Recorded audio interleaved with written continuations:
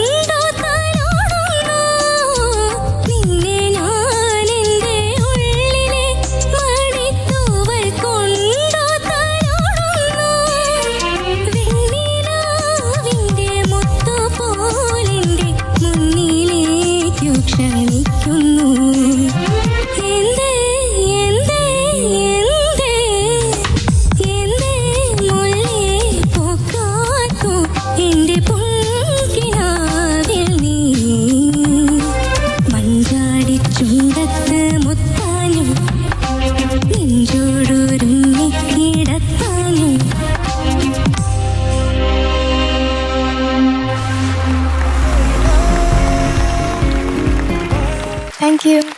Sreekutty, yes sir. ഇന്ന് ശ്രീകുട്ടിക്ക് കിട്ടിയിരിക്കുന്ന mark Yes, sir. 97.5 out of 100. Thank U.